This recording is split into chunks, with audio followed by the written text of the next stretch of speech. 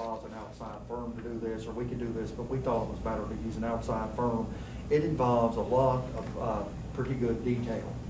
The advantage, at least in the one instance where I saw that occur, the advantage is you get to learn a lot about your school system you as board members may not have known or even know when you get people from your community brought in to tell you what, or to provide you information about what they think about school system issues. What we found out in Ohio County was there was a little bit of disconnect between what the board thought issues were and what the public thought the issues were, at least to the people in the focus group.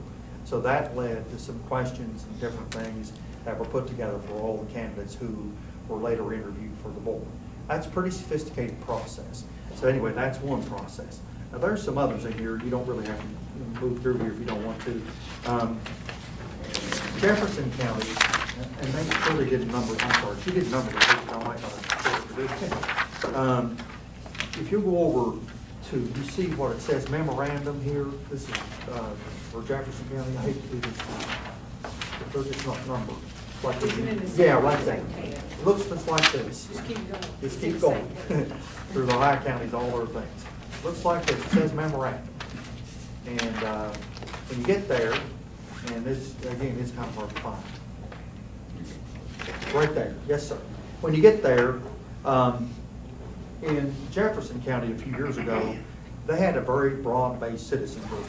And the citizen group, this is way back in 2002, 8 years ago, the citizen group, they convened, I forgot the number of people on that group, it may be in here, well anyway, they convened and they asked questions of the candidates that had been recommended to the county board. And the order they were, you can see here the order that they were placed in. They asked these candidates various questions. They compiled that information, we did, and we gave that information to the board after the board had already done their interviews. And so that's one way to do this as well. Now, the advantage of this is it's easily managed. Each board member recommends 5 names of people to me that they feel like represent the community. And you have to be very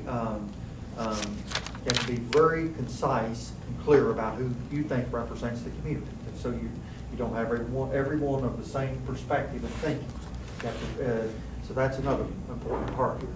Then once we would get those names, we then work with those committee members to come up with the questions that they would ask of the candidates that the board has selected for interview. The important thing here, there's 2 or 3 important things.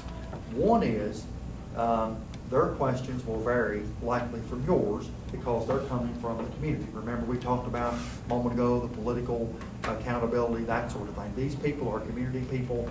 They have maybe have different questions they would like to ask than you would have as county board members. Second thing is you control the process because they only interview people that you're going to interview as a board. And so they don't go out and interview, let's say you get 11 applications.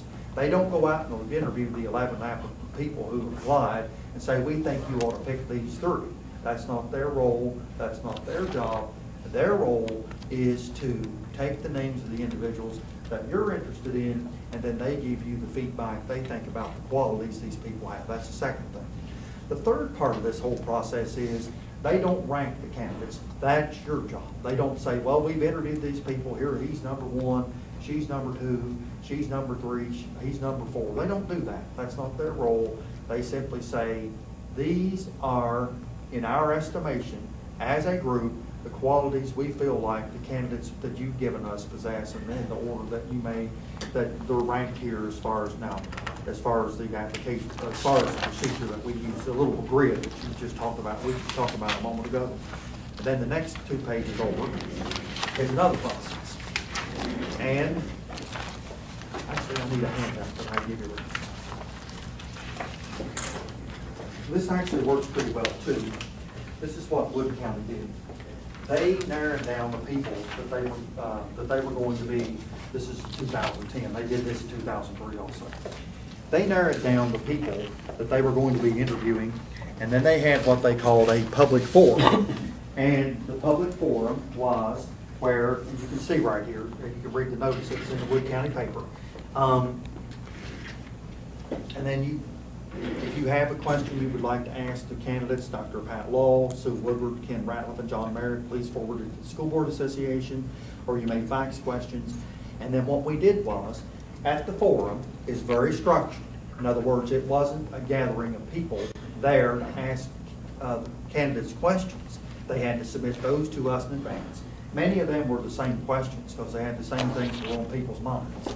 So then what we did was, then I asked the questions of the candidates at the meeting, and in that meeting, then each one of the candidates responded to the questions at different times. They weren't all there together. It wasn't a debate. Wasn't anything like that. If four of us were the candidates, one of us would go first, second, third, and fourth, in the same order that you would be interviewed as by the local board. So this is another approach that some county boards use. Pleasants County, for instance, used this approach too.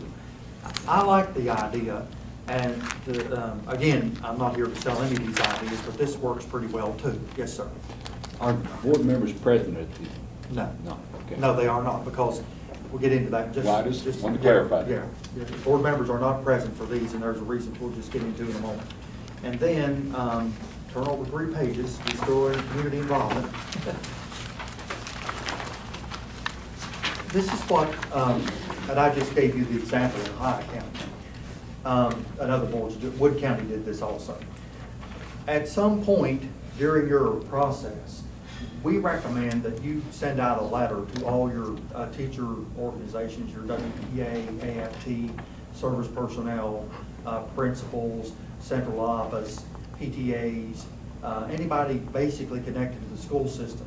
And they come in at a regular meeting, doesn't have to be a special meeting, or it could be the first part of a regular meeting, and they give you the ideas about the qualities that they feel like the superintendent should also have as well, the incoming superintendent.